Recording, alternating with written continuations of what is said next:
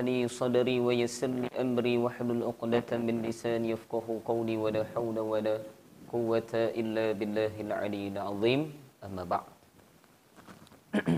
Sahabul fadilah, para alim ulama, para asatizah yang saya muliakan, barisan Imam Bilal, muslimin muslimat dan juga adik-adik kita.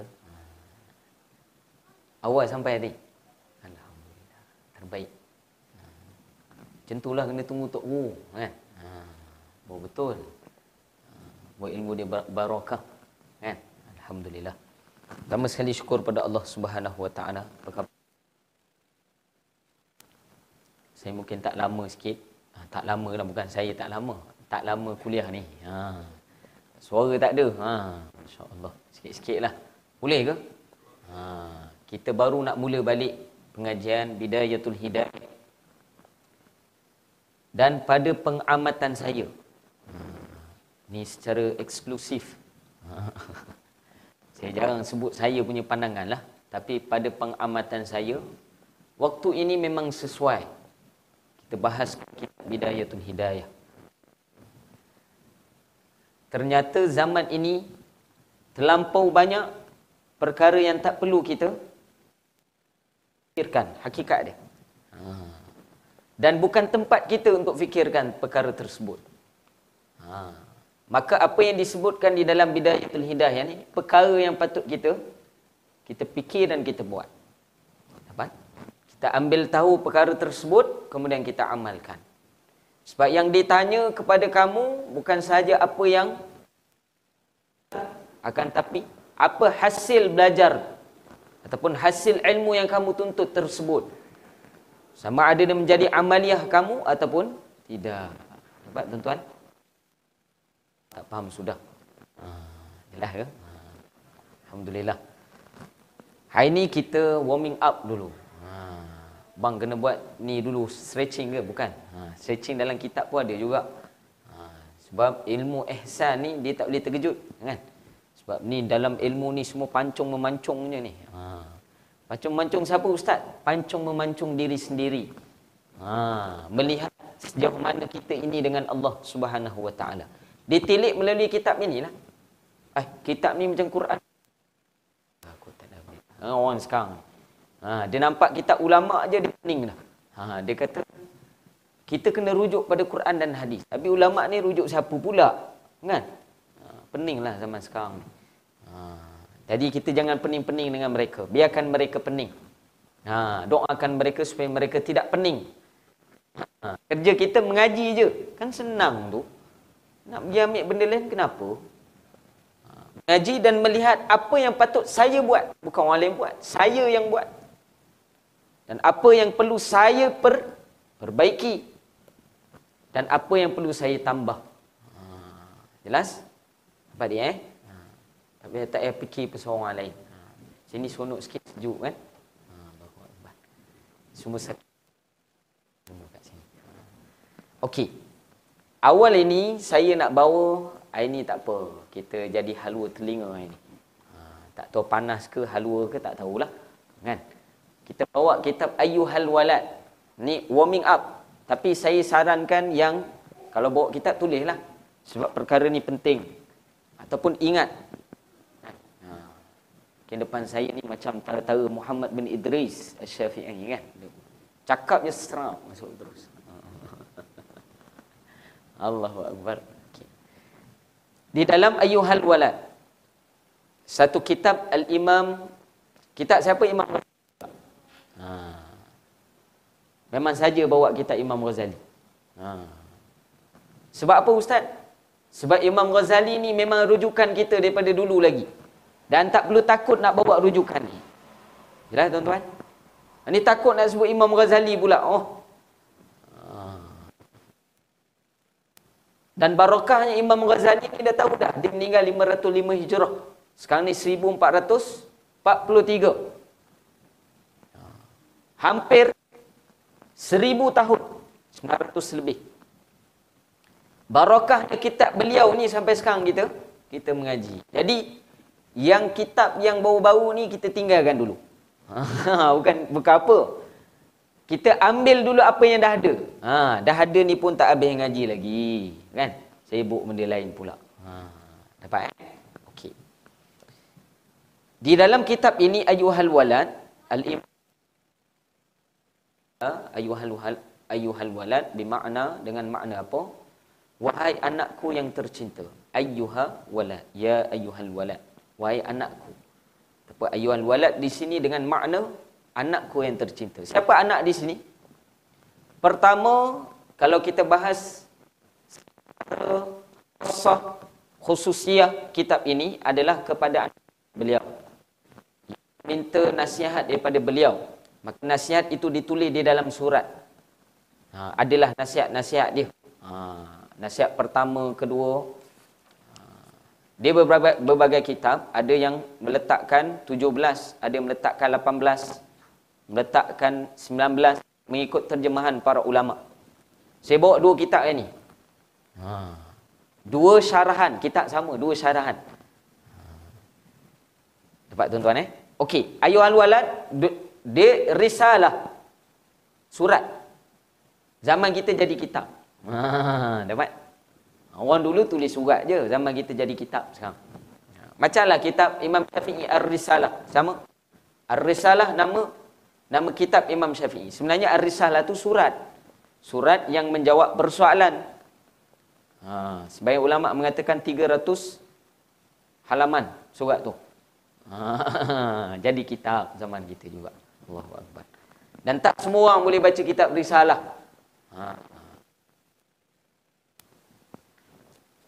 Okey. Saya ambil nasihat, satu nasihat, dan ini menjadi warming up kita sebelum kita mengaji ilmu tasawuf ini. Sebagai akhir zaman ini kita kena tahu satu perkara, dan bagi saya ini sesuai syarahan dia. Kenapa Ustaz bawa sampai dua kitab, 3 kitab? Senang. Kalau orang tak faham macam semalam juga kan. Kita rebus kitab tu. Bagi dia minum. Kan? Okey lagi lah rebus. Daripada empuk kat kepala. Kan? Garang betul Ustaz. Ya, air zaman memang kena garang sikit. Kalau tak garang orang tak faham. Kan? Kena jekah sikit baru dia faham. Zaman sekarang ni tak tahulah, pening dah. Banyak perkara lah penting. Okey. Bismillahirrahmanirrahim. Qala musannif rahimahullahu ta'ala nafa'ana bihi wa bi'ulumihi fid darain amin. Ila anqal. Adik sebut amin. Tadi yang okey. Sampai kepada nasihat yang ke-16. Terus sampai 16. Penting tak penting lah. Dan di sini juga boleh dikatakan ini adalah hikamnya Imam Ghazali. Kata-kata hikmah Imam Ghazali. Dan kalau kita baca daripada awal sampai akhir, kita akan dapat rasakan bahawa Imam Ghazali tu memang nasihat kita ni macam anak betul.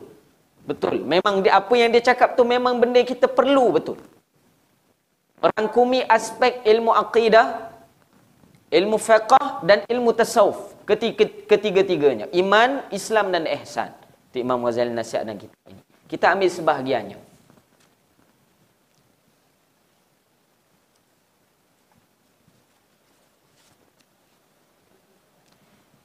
Al-Imam Ghazali rahimahullahu ta'ala di dalam kitabnya Ayyuhal Walad mengatakan bahawa nasihat yang ke-16.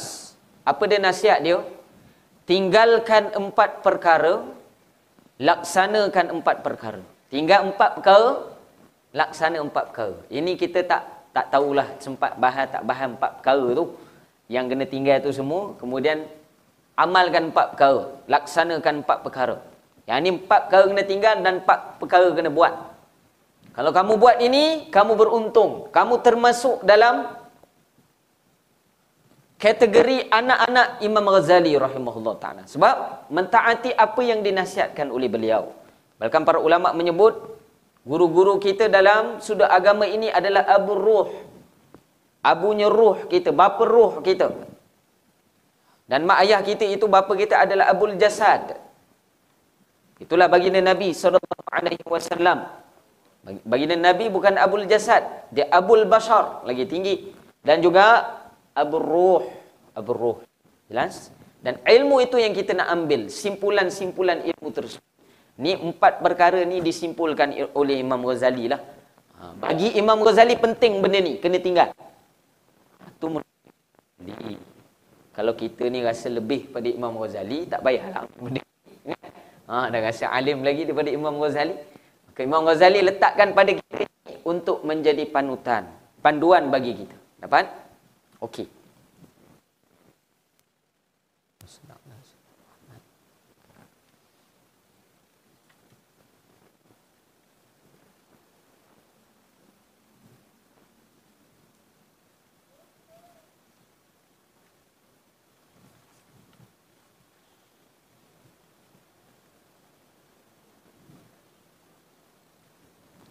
Al-Imam Ghazali pada awal kitabnya, pada awal pensyarahan tentang tinggalkan 4 perkara dan laksanakan 4 perkara. Pertama kita ambil daripada kitab Al-Alimul Alamah Tuan Guru Syekh Hasan bin Ishaq Al-Jawi Al-Fatani, ataupun kita panggil dengan Tuan Hasan Besut, Tuan Guru besar dulu.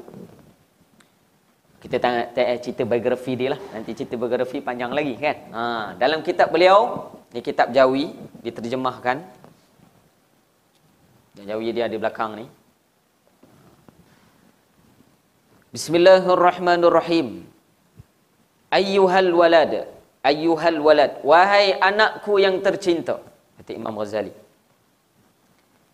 Bahwasanya lagi aku nasihatkan akan dikau dengan 8 perkara. Kata Imam Ghazali. Hendaklah engkau terimakan akan dia daripada aku, supaya tiadalah amalan engkau itu jadi lawan atas engkau. Sudah nama ayat kita lama kan. Dan kita bawa juga syarahan daripada Syekh Abuya Syekh Ahmad Fahmi Zamzam rahimahullahu taala. Di dalam kitab beliau juga syarahan yang sama, terjemahan yang sama, tapi faedah yang berbeza. Faedah yang berbeza. Hilang pula dia, mana pula?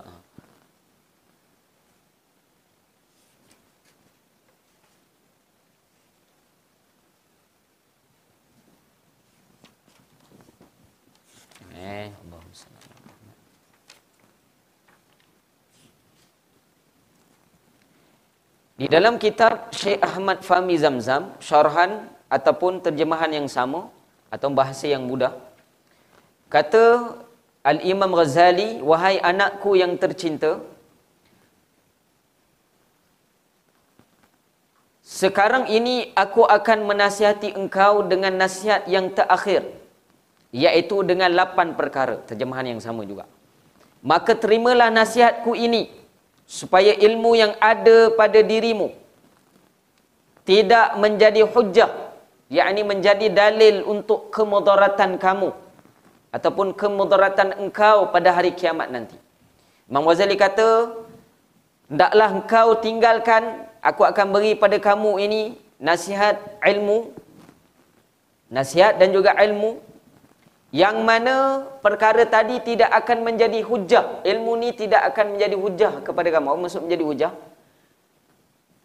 Menjadi penyebab bagi kamu, menjadi saksi bagi kamu kepada kemudaratan. Patutnya ilmu ni bagi saksi pada kita untuk masuk dalam syurga Allah, kepada kemanfaatan. Tapi menjadi kemudaratan bagi kita pula. Ada ilmu yang begitu ada, yang tidak memberi manfaat kepada kita. Nanti kita akan lihat syarah Imam Ghazali. 8 perkara ini terbahagi kepada 2. 8 perkara ini terbahagi kepada 2. Apa dia? Yang tadi tinggalkan 4 perkara, yakni 4 perkara untuk kita tinggalkan dan 4 perkara yang mesti kita laksanakan. Jelas? 4 perkara kena tinggal. Balik nanti abang tanya 4 perkara lagi kena laksanakan, kena buat. Dah masak, menyesal aku ikut abang ni. Tak tanya macam mana nak faham tu tak kan? Wah. Adapun 4 perkara yang mesti engkau tinggalkan. Sekali dahulu benda yang kena tinggal dulu. Dengar betul-betul tuan-tuan. Maka iaitu yang pertama, kalau di dalam kitab Tuan Besut, bahawa jangan engkau munazzarah. Maaf. Jangan engkau munazzarah akan seorang pada satu masalah yang barang sekuasa-kuasa engkau. Sudah, kan? Bahasa kita lama ni pening sikit, kan? Saya bawa syarahan juga daripada Syekh Ahmad Al-Fatani. Kalau nak bahan dalam kitab Tuan Besut ni lagi tinggi dah. Sebab dia ikut lorah. Lebih cantik lagi. Maksud dia ikut i'rab, word by word. Tak apa, sebab masa tak panjang, kan? Pertama kata Imam Ghazali, janganlah engkau bertengkar. Munazzarah.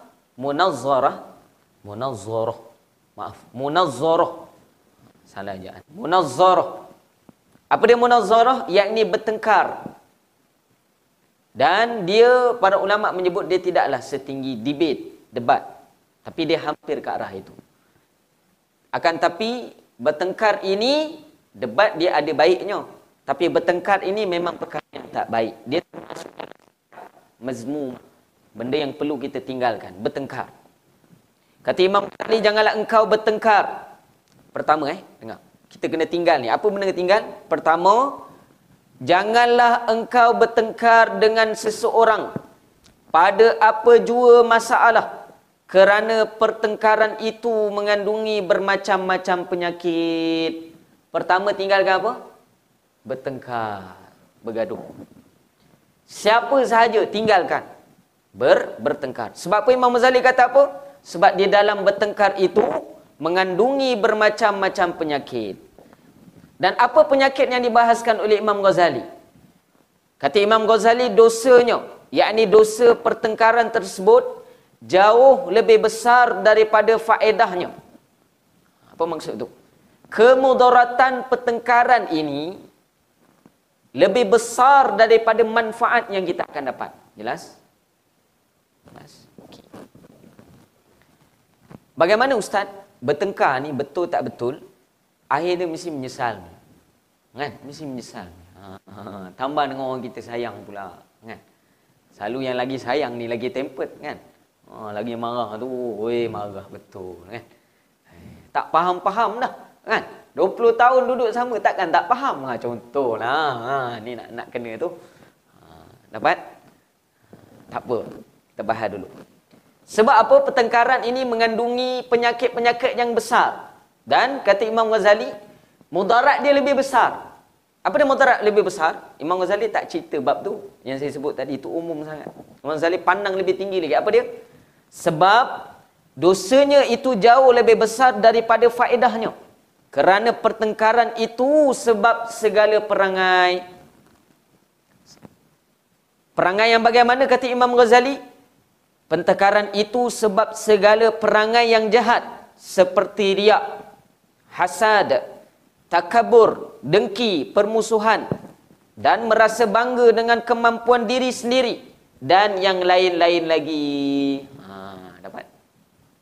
Jadi kita tahulah punca riak, punca takabur, punca hasad, dengki, permusuhan, ananiah, merasa diri ini lebih baik pada orang lain. Itu ananiah. Ananiah apa dia? Ana lah. Tahu ana? Akulah tu. Dia kata, sayalah tu yang sapu tu. Sayalah tu yang baca Quran tu. Tu ananiah lah tu. Abang tahu tak, saya ni dah buat sekian. Ananiah. Dan kalau ungkit perkara tersebut, kita dah sebut, habis pahala tu. Samalah kita suami balik penat. Tak tahu ke abang yang cari? Ananiah lah tu. Allahu Akbar. Pengorbanan ni disimpan untuk ditatap oleh Allah Subhanahu Wa Taala. Bukan untuk ditatap oleh makhluk. Sebab makhluk ni takkan menghargai kita hakikatnya. Betul tak tuan-tuan? Itu hakikat dia. Tidak ada makhluk yang memahami kita. Jelas benda ni? Ya tak Ustaz. Tak ada, bohong. Fir'aun pun cakap benda sama juga. Sedangkan dia 40 tahun tak pernah sakit. 40 tahun tak pernah sakit. Jadi jangan rasa teknologi suplemen kita ni hebat sangat. Orang dulu lagi hebat. Sistem mumia yang dibuat tu pada raja-raja Firaun ni, itu pun para ulama sebut cendekiau, tak tahulah. Yang mesti saya sebut, sampai kita boleh mengkaji bagaimana sistem pengawetan tersebut.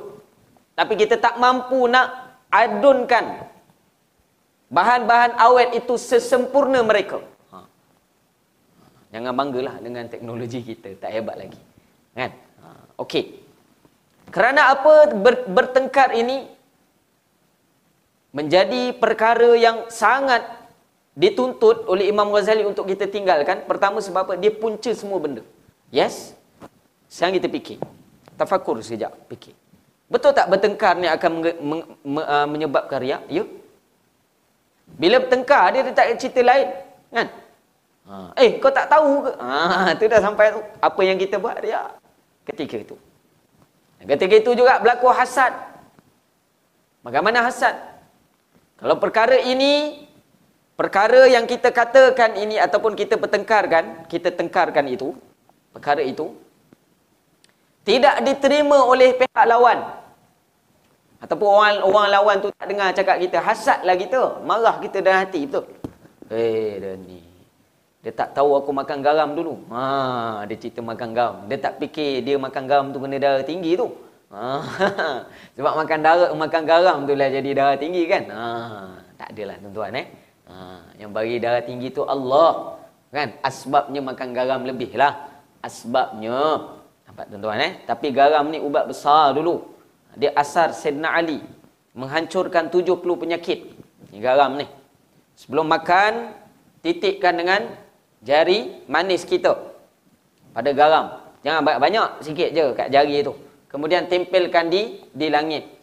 Sebahagian para ulama mengajarkan doa hani amaria. Ataupun sekadar kamu mencalikkan itu pun menepati dengan apa yang para ulama ajarkan pada kita. Bila nak buat ustaz sebelum makan? Kata Sayyidina Ali karamallahu wajah di dalam asarnya pun di dalam perkataannya yang diriwayatkan oleh para ulama di dalam kitab-kitab tib, yakni perubatan, boleh mencegah 70 penyakit. Ini kita kena bohong, kan? Dapat? Okey, bukan tu bab dia. Dan juga pertengkaran ini juga boleh membuatkan diri kita ini, semua benda ni memang betul. Tak payah syarah lah, memang betul. Riak, hasad, takabur, dengki, pemusuhan dan merasa bangga dengan kemampuan diri sendiri. Ya, memang betul. Bila bertengkar, kita akan rasa kita lebih baik daripada orang lain. Kau tak payah buat lah, aku mampu buat sendiri. Jelas? Kita lupa kita dah pakai sifat Allah Subhanahu Wa Taala. Kan? Qiyamuhu binafsihi. Kan? Berdiri dengan sendirinya. Tak apalah. Kan? Tak ada engkau apa aku boleh hidup. Kan? Tapi marah tu dengan hati tu yang salah tu. Tu yang ditegur oleh para ulama. Okey. Jikalau engkau pada suatu hari, kata Imam Ghazali. Maksud dia apa? Pertengkaran ini menyebabkan penyakit-penyakit mazmumah. Penyakit-penyakit batin datang pada diri kita. Dapat? Pertengkaran. Okey. Kata Imam Ghazali lagi, jikalau engkau pada suatu hari terseret kepada pertengkaran. Jikalau. Kalau boleh elakkan. Kalau masuk juga dalam pertengkaran, kata Imam Ghazali, jikalau engkau pada suatu hari terseret kepada pertengkaran antara engkau dengan orang lain, pertama, atau dengan sekumpulan orang, ataupun dengan ramai orang, individual ataupun dengan grup, infiradi dengan ijtima'i, pertengkaran tadi berlaku. Kata Imam Ghazali, kalau berlakulah pada diri kita, bagaimana cara kita nak atasi? Pertama, Imam Ghazali kata adalah niat yang ada di hatimu untuk menzahirkan kebenaran. Pertama, kalau juga terjebak, terseret, termasuk, apa lagi? Yang sama waktu dengannya lah, masuk dalam pertengkaran tersebut, pertama Imam Ghazali sebut, hendaklah adalah niat yang ada di hatimu itu. Bila masuk dalam pertengkaran tadi, niat dalam hati kita macam mana? Yakni pertama untuk menzahirkan kebenaran. Apa maksud menzahirkan kebenaran? Untuk menyatakan kebenaran. Untuk mensabitkan kebenaran. Untuk mempertahankan kebenaran. Dapat? Supaya kebenaran itu tidak hilang. Itu pertama sekali. Sebab tu ini bertepatan dengan hadis Nabi, qulil haqq wa kana murad. Cakap benar walaupun ia pahit. Pahit nak cakap kan? Pahitlah. Kan? Macam ubat. Pahit je semua kan? Samalah. Supaya kebenaran itu tidak hilang, maka bolehlah engkau berbuat demikian. Imam Ghazali kata boleh dibenarkan. Tetapi ada tetapi dia. Kalau benar niatmu itu, kalau benar niat di hatimu itu, hebat Imam Ghazali. Dia tahu betul tak betul orang tu niat betul ke tak. Siap bagi tanda lagi. Kata Imam Ghazali apa? Tetapi kalau benar niatmu itu, niat di hatimu itu, yakni untuk menyatakan kebenaran tadi, kalau betul niat tadi, maka di sana ada dua tanda, kata Imam Ghazali. Sebab tu saya kata, dan tok-tok guru sebut, para ulama menyebut Imam Ghazali adalah tabibul qulub, doktor hati. Dia boleh tahu pula tanda dia macam mana. Orang tu kalau betul dia cakap memang untuk menyatakan kebenaran, maka dia akan ada dua tanda ni. Apa dua tanda ini? Ni kena pegang juga. Yang pertama, kata Imam Ghazali, bahawa engkau tidak membedakan, yakni tidak membezakan, kitab ini membedakan, sama ada kebenaran itu nanti tersingkap melalui lidahmu atau lidah orang lain daripadamu. Pertama, tanda dia, kalau kamu betul nak mendapatkan kebenaran atau menyatakan kebenaran, pertama, apa sahaja yang disebutkan, sama ada daripada lidah kita ataupun lidah orang, perkara tadi benar tetap kita benarkan. Jelas? Maksud dia bila dinyatakan kepada kita, kalau kita nak tahu benar tak, kita nak menyatakan kebenaran ni, kita kata nak nyatakan kebenaran dengan orang, kan? Nak ajak hujah dengan orang. Tiba-tiba hujah orang tu betul daripada kita. Kita yang salah. Maka pertama tandanya mereka yang betul niatnya, walaupun dia salah, dia tetap terima juga. Sebab tu Imam Ghazali kata, bahawa engkau tidak membezakan sama ada kebenaran itu nanti tersingkap melalui lidahmu, sama ada kebenaran tadi melalui lidah kita sendiri, ataupun lidah orang lain daripadamu, ataupun pihak musuh. Jelas? Ini dah bagi dalil dah, dia kata tak betul juga. Kan? Dah bagi dalil lah ni. Dalil apa Ustaz? Tahlil. Contoh. Ni saya nak sebut betul ni. Dah geram ni. Kan? Allahu Akbar. Dah ada dalil lah jelas daripada para ulama. Jelas. Dia nanti ada bab dia. Tak apa. Sabar dulu. Ada bab dia. Tapi kita nak tahu pertama tadi apa? Saya tak nak melalut dulu. Nanti tak baca kitab. Saya nak sampaikan dalam kitab ni penting. Pertama, tak kisah kebenaran tadi datang pada siapa. Dia terima. Walaupun Zohir tadi dia nak menyatakan kebenaran. Rupanya salah dia ni. Ada juga. Ada jenis Wahabi macam tu. Tersebut pula. Tersebut pula. Ataupun kelompok-kelompok yang lain lah. Syiah dan sebagainya. Kadang-kadang dia tak tahu perkara tu. Ataupun kelompok-kelompok yang sesat, kadang-kadang dia tak tahu perkara tadi. Bila dia nyatakan, kalau niat dia betul mengikuti kebenaran tadi, dia akan ikut. Jelas? Dapat? Okay. Yang kedua, bahawa perbahasan itu lebih disukai seandainya dilaksanakan di tempat yang tertutup daripada di tempat yang dihadiri oleh orang ramai ataupun orang banyak. Dapat? Pertama, kata Imam Ghazali, orang yang ada tanda yang dia betul-betul nak benda tadi kebenaran. Pertama, dia akan terima kebenaran tadi sama ada daripada pihak dia ataupun pihak lawan. Itu pertama.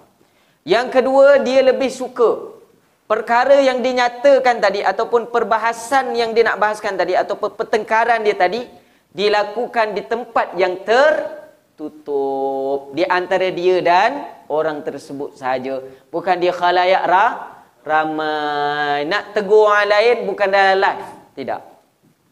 Tambah sebut nama pula, aib. Astaghfirullahaladzim. Sebab tu kena mengaji agama sebelum sampai, ngaji dulu. Mana boleh sebut nama dalam pengajian, aib. Jelas? Karakter tu boleh lah sikit-sikit, kan? Sebab apa? Kena sebut. Kalau nak tahu perkara yang sah, perkara yang mengesahkan solat, mengesahkan wudu. Kena tahu juga perkara yang membatalkan wudu, membatalkan solat. Kena tahu. Kena tahu sah aja kan. Kentuk-kentuk biar aja, tak tahu. Tak boleh lah. Kena tahu juga yang batil, yang batal tadi. Yang salah tadi yang mana. Allahu Akbar. Dua benda ni Dan ini bukan untuk tu saja, semua benda. Kalau pertengkaran berlaku, kita kena semat dalam diri kita. Bukan orang tu. Ni kita nasihat orang tu. Ingat. Dua benda ni kena ada. Tak. Itu first kita dulu. Dapat. Ini kalau jadi bertengkar. Kalau jadi bertengkar. Imam Ghazali kata, kalau boleh tinggalkan. Yang first. Tinggalkan. Pertengkaran. Jelas? Dan dalam hal ini, ada satu faedah. Satu faedah ni. Satu perkara yang sangat penting. Yang menjadi kebaikan kita, itu faedah. Dapat? Yang perlu aku mengingatkannya akan engkau, kata Imam Ghazali. Engkau ni siapa? Kita semua. Kan dalam kitab ni sahaja? Tidak. Iaitu, apa dia? Ketahuilah bahawasanya menimbulkan suatu kemusykilan pada suatu masalah itu sama halnya dengan menunjukkan penyakit hati kepada seorang doktor. Saya baca dulu. Dan jawapan yang diberikan kepada kemusykilan tersebut sama pula halnya dengan usaha yang dibuat untuk merawat penyakit hati tersebut. Faham ke? Tak apa, kita syarah dulu. Pertama Imam Ghazali kata apa? Faedah yang pertama, suatu kemusykilan, menimbulkan suatu kemusykilan itu, samalah masalah itu dengan halnya dengan menunjukkan penyakit hati kepada seorang doktor. Maksudnya, bila kita ada masalah, kita timbulkan masalah tersebut. Bila kita timbulkan masalah tersebut, samalah halnya kita menunjukkan sakit kita ni pada doktor. Maksudnya tak salah kalau nak menimbulkan satu kemaslahatan. Benda yang kita tak pasti. Boleh. Maksudnya bertanya. Dapat? Cerita dia bertanya bila kita tak tahu. Cerita dia lah. Moral dia daripada ayat tadi tu, bertanya bila kita tak tahu. Dan jawapan yang diberikan, jawapan daripada pertanyaan yang kemusykilan yang kita timbulkan tadi, kata Imam Ghazali, sama pula halnya dengan usaha yang dibuat untuk merawat penyakit hati itu. Maka jawapan daripada kemusykilan kita itu adalah seumpama usaha untuk merawat penyakit itu. Maksudnya apa? Ubat bagi penyakit tersebut. Bila dah tahu jawapan, itulah ubat. Tu dia punya syarahan Imam Ghazali. Dan ketahuilah, ni syarah lagi, bahawasanya orang jahil itu, kata Imam Ghazali, orang jahil. Tadi yang atas tadi jahil juga, tapi dia bertanya. Dia bertanya. Kita nak ngaji dulu. Jahil yang bertanya ni jahil apa tuan-tuan? Jahil? Ingat lagi. Ada dua. Murakab dengan jahil basit. Yang mana yang bertanya ni? Basit. Yang tahap tinggi sikit. Dia bodoh tapi tahap tinggi sikit. Bahasa baiknya jahil lah. Kan? Minta maaf tuan-tuan. Dia kurang pandai tapi tahap tinggi sikit. Dia apa dia? Dia bertanya. Bila dia bertanya, apa maksud bertanya ni? Dia tahu yang dia ni bodoh. Dia cerdik. Sebab tu dia tanya. Kemudian bila diberikan ubat tadi, diberikan jawapan, itulah ubat dia. Dan kalau dia tak amal ubat tadi, jawapan tadi, dia tetap jahil juga. Dapat? Tu maksud Imam Ghazali sebenarnya. Tapi berbunga kan Imam Ghazali sebut kat kita. Nak jaga hati kita. Kan? Akhir zaman kan hati semua macam tisu. Kan? Cakap si, koyak lah ustaz ni. Tak boleh lah. Keras sangat ni kitab ni. Balik. Kan? Habis. Dan ketahuilah. Kata Imam Ghazali. Ada lagi satu orang, apa dia? Yang bukan orang yang atas tadi. Bahawasanya orang jahil itu ialah orang yang sakit hatinya. Kata Imam Ghazali. Pertama, orang jahil itu adalah orang yang sakit hatinya. Dan para ulama adalah sebagai doktor yang pandai mengubatinya. Dapat? Sakit hati ni doktor dia siapa? Ulama. Kalau hati tak lapang, sempit, susah aja. Buat apa tak kena. Ubat dia siapa? Ulama. Bukan tempat karaoke. Tu cinta kan karaoke. Tu bukan ubat dia. Tambah lagi. Bab dah keluar duit. Pening lagi bab duit. Allah, dah lah duit belanja aku mak yang bagi kan. Buat karaoke pula kan. Allahuakbar. Dekat je kat Missouri ni kan. Pilih je. Ada dua. Betul ke ada dua? Dandan je tak tahu kan. Okey, saja je saja. Kalau tidak tidur kan. Sejuk pula. Imam Ghazali kata, orang yang jahil ini, jahil, dan jahil ni ini dengan makna apa? Penyakit yang ada pada hati dia.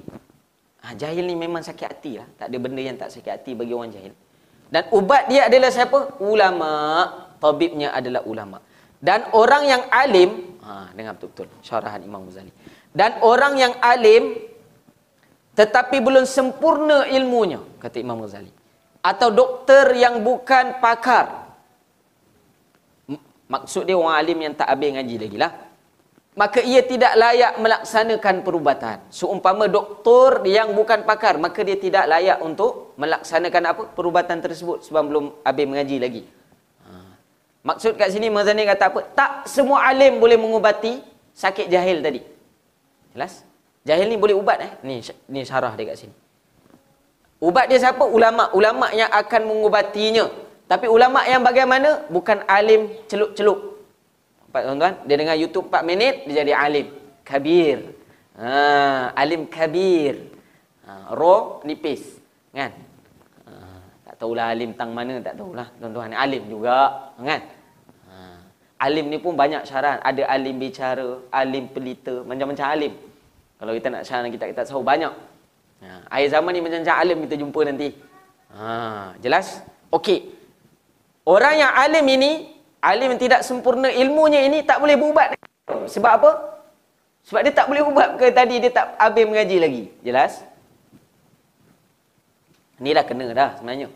Dah kena dah kalau orang faham ni. Kan? Bahkan, kata Imam Ghazali, bahkan seorang yang alim,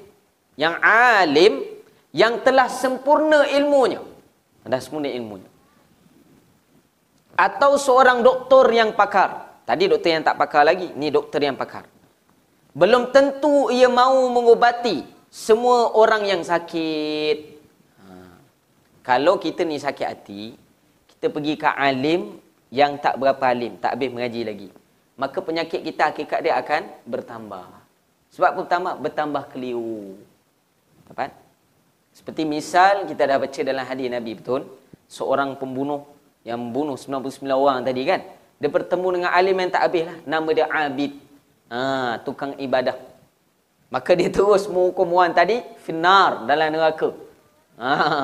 Terus digenapkan yang ke-100 alim yang tak habis ni. Dapat kan? Tahu kan kisah itu? Barulah dia pergi pada alim yang sebetulnya. Alim yang sebetulnya. Alim yang sebetulnya tadi, tanya dia satu benda je. Apa pertanyaan pembunuh tadi pada Abid yang awal ni? Saya sebut orang ke-100 yang dibunuh. Dia tanya, boleh tak aku bertaubat? Wahai Syekh, apa dosa kamu? Kata si Abid ni tadi, orang yang pertama ni, tok guru yang pertama yang tak habis mengaji ni. Apa dia? Dia cakap, apa dosa yang kamu lakukan? Dia kata, aku telah membunuh 99 orang, dia kata. Ataupun dari riwayat 99 nyawa. Maka kata si Abid ni tadi, tidak ada peluang bagi kamu untuk bertaubat. Sebab banyak sangat dosa dia. Sebab ilmu tak sampai, dia ingat taubat tu. Tak boleh 99 orang, tak sampai ilmu lah tu. Dapat? Maka kawan ni kata, alang-alang tak sampai. Kan, taubat aku ni, aku genapkanlah kawan ni 100. Kan? Dah alang-alang tak boleh taubat. Aku genapkan terus 100. Kan? Dapat? Sebab tu kalau kita cakap ni, jangan mana-mana cakap nanti makan diri tu. Dapat tuan-tuan? Cerita Nabi tu tak habis kat situ je. Dia ada pengajaran lain. Kemudian dah habis perkara tadi, dia jumpa dengan alim yang betul di hujung Madinah, di hujung bandar dia. Madinah tu bandar lah, bukan Madinah Munawarah. Bandar kawasan itu. Maka para ulama menyebut, sampai jumpa dengan alim ni tadi, apa alim ni kata? Satu je perkataan dia. Merobohkan keseluruhan keegoan pembunuh ini tadi apa? Wahai hamba Allah yang Abdullah, apa yang menghalangi kamu pada taubat? Sebab dia tanya, boleh tak aku taubat? Apa yang menghalangi kau pada taubat? Kau taubat je lah. Terperanjat si pembunuh ini tadi. Begitu mudahnya taubat kepada Allah Subhanahu Wa Taala. Lalu dia ajarkan cara, itu murabbi. Pertama apa dia? Kamu mandi taubat dulu. Mandi taubat dulu. Ni orang tanya dalil lah mandi taubat mana? Dapat tak apa, nanti kena dengan tempat dia nanti. Kemudian barulah semayang hajat 2 rakaat. Semayang taubat 2 rakaat.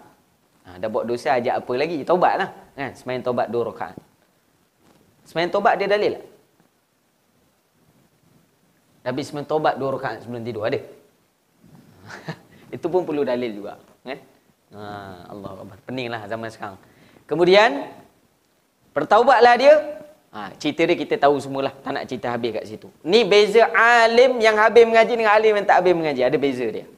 Kata Imam Ghazali, walaupun alim ni tadi habis mengaji, tak semua penyakit dia nak sembuhkan. Ataupun walaupun doktor pakar, tak semua penyakit dia boleh sembuhkan. Dapat? Itu kita kena pegang benda tu. Sebab dia makhluk macam kita. Jelas? Allahu Akbar. Kata Imam Ghazali, mereka hanya mengubati orang yang sakit yang diharapkan boleh sembuh atau dapat diubati. Memang betul. Betul bang? Orang doktor pakar, dia tengok, ini boleh lagi. Macam ni 5 hari ni, tak apalah, bawa balik. Kan? Kau anak bawa balik lah. Dia takkan ubat dah waktu itu. Takkan ubat. Dan ini memang resamnya. Ini memang wakilnya, adatnya begitu. Memang begitu, kita kena terima. Tengok Imam Ghazali punya tamsilan. Allah Akbar. Tinggi betul. Maka Imam Ghazali kata apa? Jika seandainya penyakit itu sangat kronik. Sangat kronik sekali. Terlampau kronik lah. Sangat susah untuk diubati. Atau memang sudah tidak ada jalan untuk diubati, kata Imam Ghazali. Maka kepandaian seorang doktor itu, bahawa ia berkata, orang ini sudah tidak dapat diubati lagi. Sepandai-pandai doktor itu, bila berdepan dengan penyakit yang dia tak boleh ubat, dia hanya boleh kata apa? Orang ini sudah tidak dapat diubati lagi.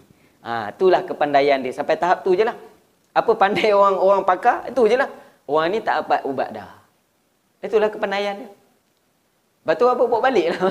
Pesakit tadi. Betul Imam Ghazali kata. Maka doktor pun sudah tidak mau menyenyakan waktu untuk mengubatinya.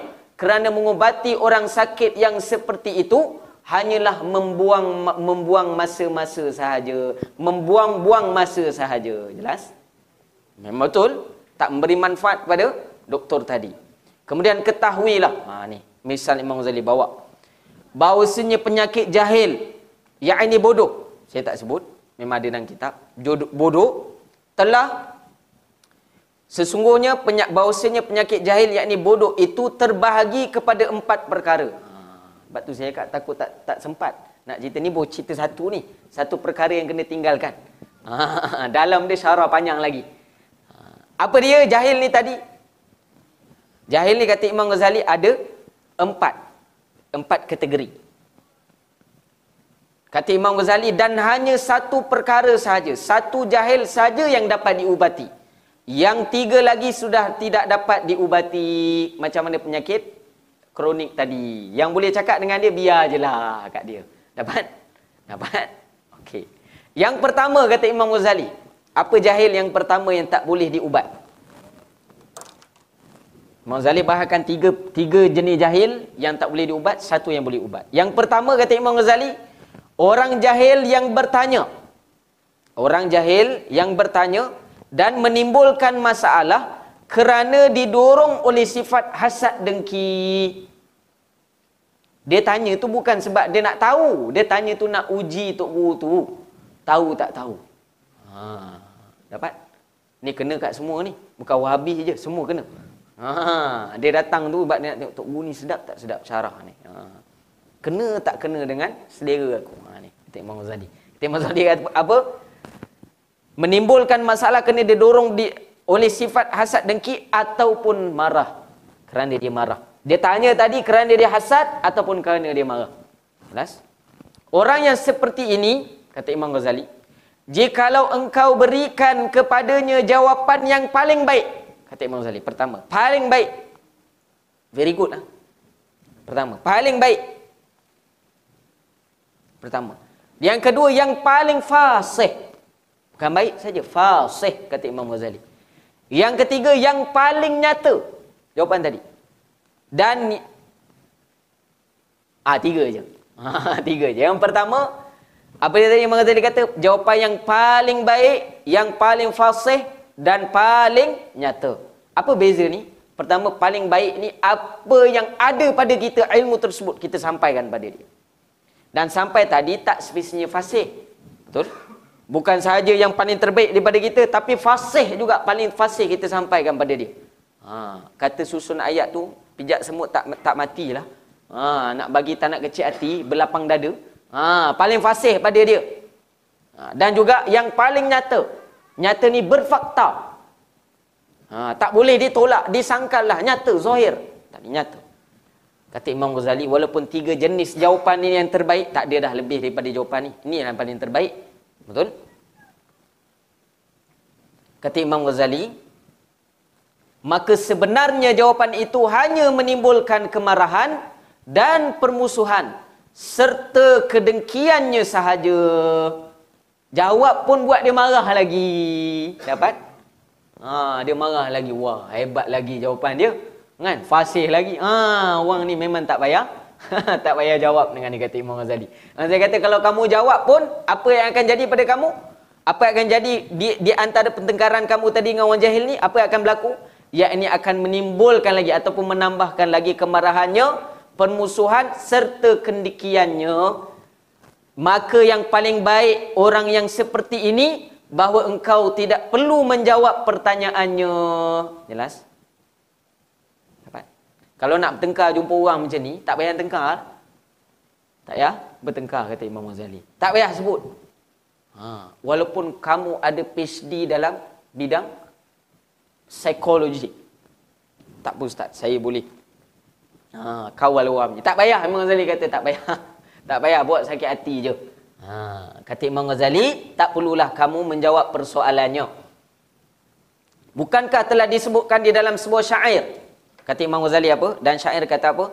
Segala permusuhan itu adalah diharapkan akan hilangnya, kecuali permusuhan yang ditimbulkan daripada orang yang hasad akan engkau. Apa maksud syair ini? Semua jenis musuh, musuh sebab kucing ke, musuh sebab makan ke, musuh sebab member ke, apa-apa musuh semua akan selesai. Kecuali bermusuhan dengan satu ni. Apa dia? Yakni bermusuhan dengan orang yang hasad dengki kepada engkau. Takkan selesailah musuh tu. Dapat? So, jangan rasa bermusuhan dengan orang yang dengki dengan kita ni boleh selesai masalah kita. Takkan selesai permusuhan tersebut. Dan dengki yang paling tinggi para ulama sebut adalah dengki di dalam beragama. Maksud dia bukan dengki hafal Quran tu, bukan tu. Maksud saya dengki di sini dengan makna apa? Dengki dengan apa sahaja kebenaran yang disampaikan oleh pihak lawan, dengan maksud dengki yang zalim. Maksud menolak pandangan orang lain walaupun perkara tadi benar, sebab dia jahil. Hakikat tinggalkan orang macam ni. Maka sayugianya. Sayugia ni apa tuan-tuan? Sayugianya ni apa? Adalah sangat digalakkan. Aku sangat bergembira dengan kamu. Macam itulah sayugianya. Dan sangat digalakkan bahawa engkau berpaling daripadanya. Kata Imam Ghazali, sayugia. Sangat bergembira, kata Imam Ghazali, ataupun sangat digalakkan kalau kamu berpaling daripadanya dan tidak perlu membuat jawapan pada pertanyaannya. Dan engkau biarkan dia dengan penyakitnya. Macam tadi, orang ini sudah tidak dapat diubati lagi. Ketinggian ilmu kita sampai situ je.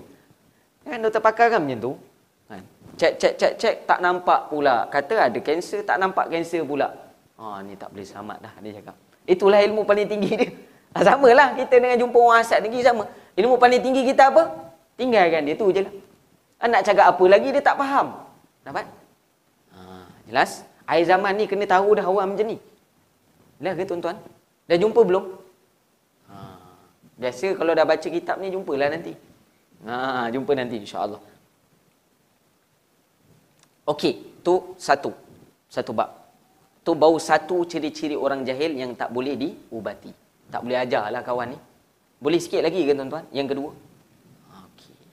Yang kedua, bahawa adalah kejahilan itu berasal daripada kedungungannya. Ataupun dalam bahasa Arab dipanggil hamaqah. Dungu. Dungu ni Nak syarah dungu ni macam mana? Dungu ni bawah daripada apa?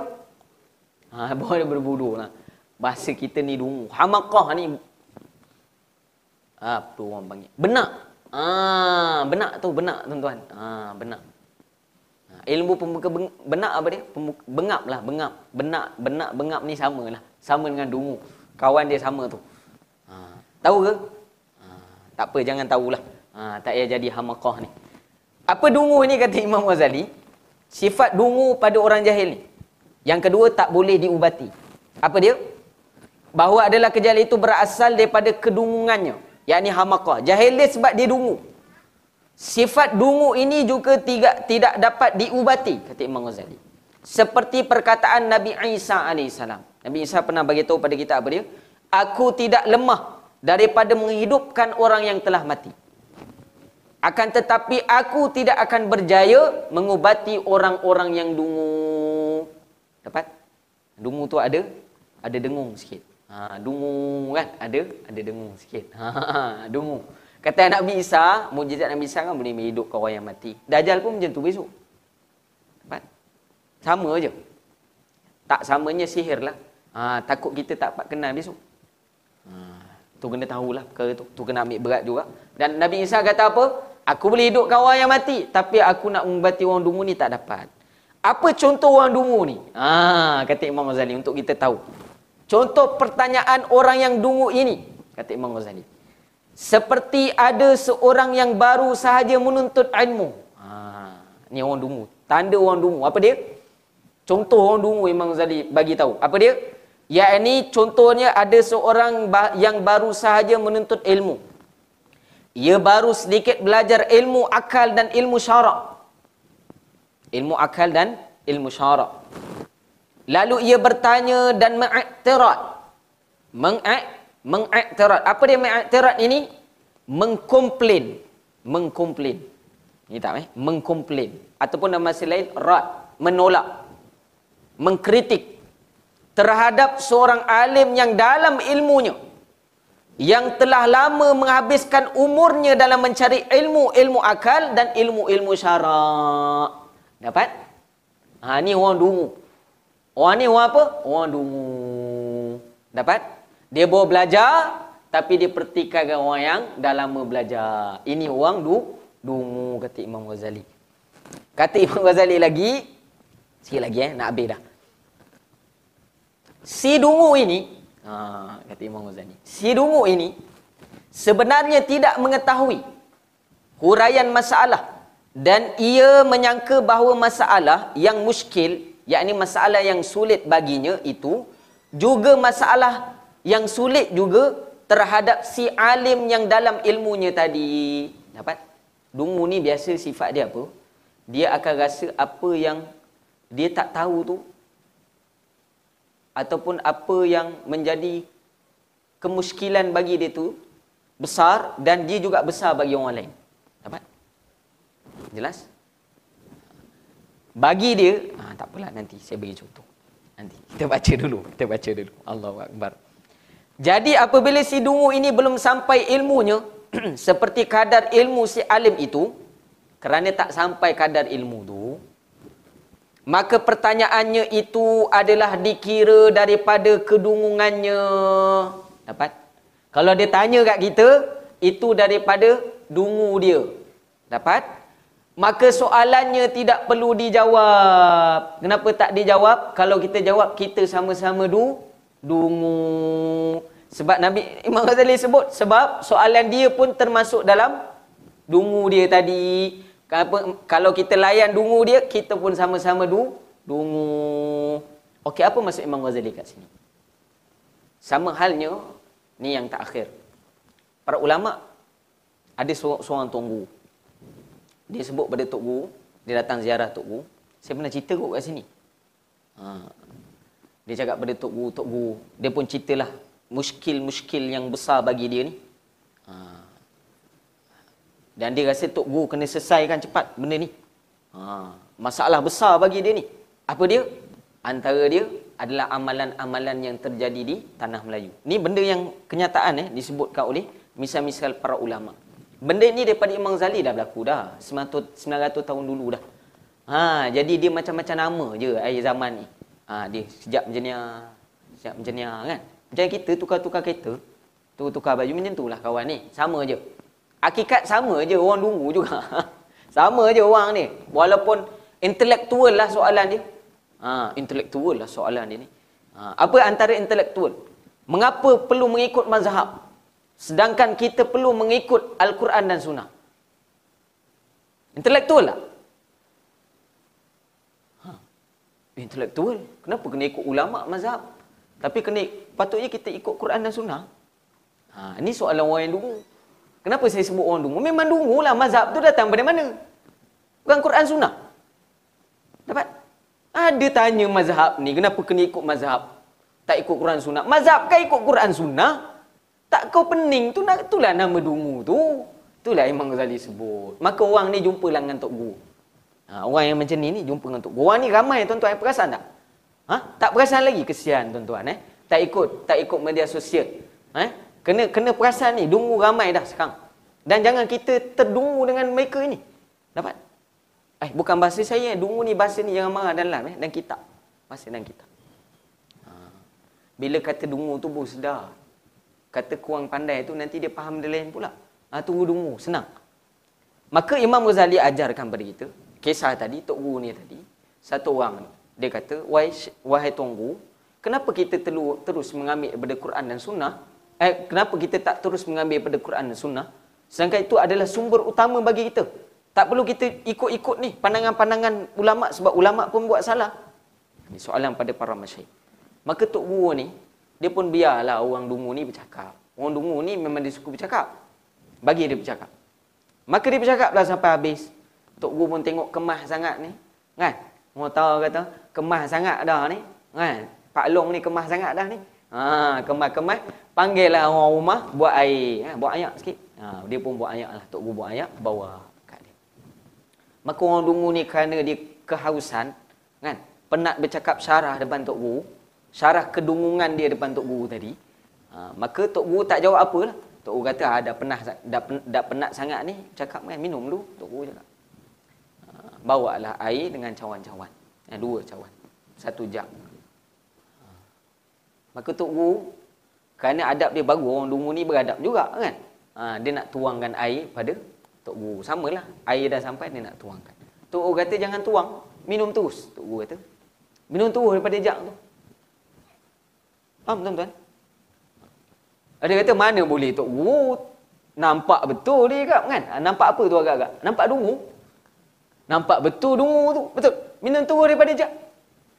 Tok Guru cakap, tak payah, dah kemas sangat. Minum terus daripada jug. Betul?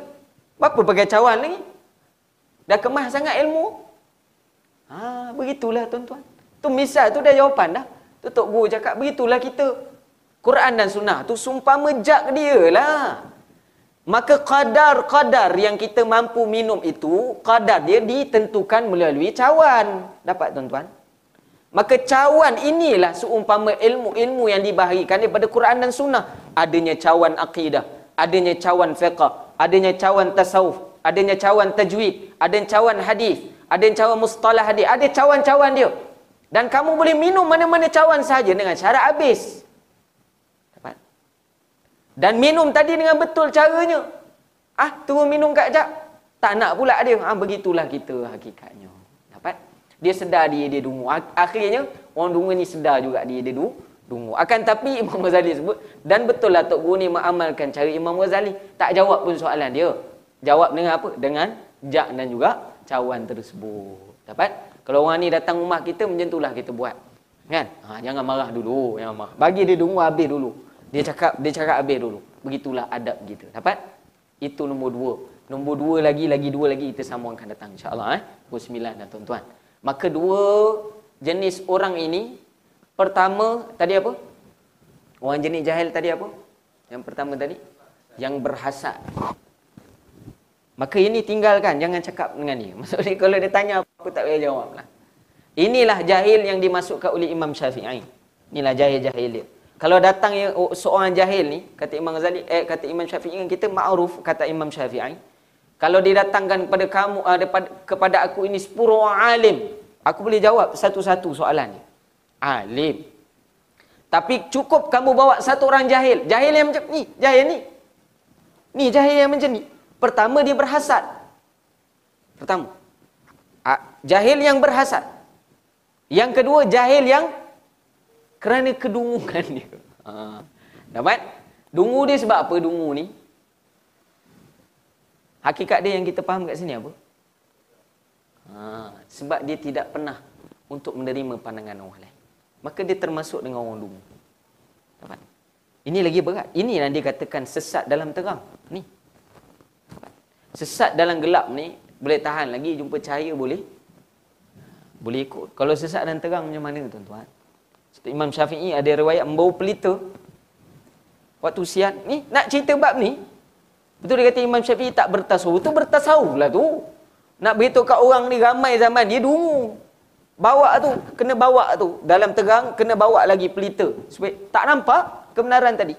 Kena bawa begitu. Tapi orang dulu faham lah tamsilan. Kita tak faham sekarang ni. Kena bahasa macam ni baru faham. Oh iyalah, dungu juga saya ni rupanya. Baru tahu. Jadi insya-Allah semoga apa yang kita dengar ini menjadi panutan bagi kita. Bekalan bagi kita. Dan jangan takut untuk mengaji ilmu yang disarankan oleh para ulama di tanah Melayu kita. Jangan takut. Tambah di tempat kita. Saya sebut tu terang ni. Ni kampung saya. Jangan buat pelik-pelik lah. Kan? Fahaman pelik-pelik ni kita nak cegah daripada tempat kita. Wa na'udzubillah min zalik.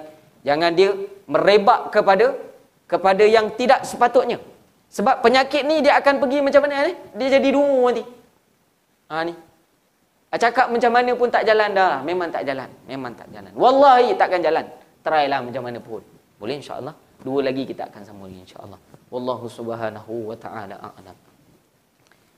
Cukuplah kot harap menjadi panduan bagi kita. Itu pun satu. Syarah pada satu ada 4 lagi. Dia ada 8. 4 benda kena tinggal, 4 benda kena laksana. Kita bawa syarah satu. Satu tadi bawa syarah. Ingat lagi? Kena tinggalkan apa? Pertengkaran. Pertengkaran di bawahnya ada 4 jenis. Pertengkaran dengan 3 orang yang tak perlu bertengkar dengan dia hakikat dia. Dan seorang lagi boleh bertengkar. Masuk bertengkar tadi boleh mengajarkan dia. Boleh menunjukkan kebenaran. Kalau kamu bertengkar dengan 3 jenis ni tadi, kita bawa syarah 2. Jenis jahil ni. Kalau kamu syarah kat dia, tetap dia takkan terima. Wallahu ta'ala a'lam. Jadi yang baik semua daripada Allah Ta'ala. Yang buruk pada nafsu amarah dan kelemahan saya. Saya tak cakap kat orang. Saya cakap ni kat diri saya nak menjadi panutan bagi kita. Akhir zaman ini perlunya kita kepada mutiara-mutiara panduan-panduan daripada para ulama kita. InsyaAllah. Wallahu ta'ala a'lam. Bismillahirrahmanirrahim. Alhamdulillah rabbil alamin. Wassalatu wassalamu ala asyrafil anbiya'i wal mursalin. Sayyidina maulana Muhammad wa ala alihi wa sahbihi ajma'in. Allahumma arinal haqqa haqqa warzuqna ittiba'ah wa arinal batila batila warzuqna ijtinabah. Allahumma a'inna ala dzikrika wa syukrika wa husnal ibadatik. Allahumma rabbana atina fid dunya hasanah wa fil akhirati hasanatan wa qina adzaban nar. Sallallahu ala sayyidina Muhammad wa ala alihi wa sahbihi ajma'in. Alhamdulillahirabbil alamin. Yang baik semula pada Allah, yang lemah pada nafsu amarah kelemahan saya. Yang apa yang kita dengar pada hari ini, saya yang bercakap ni saya sendiri yang dapat amalkan. Tuan-tuan puan-puan yang dengar juga dapat amalkan, ambil iktibar dan sampaikan insya-Allah. Wabillahi taufik wal hidayah. Wassalamualaikum warahmatullahi taala wabarakatuh.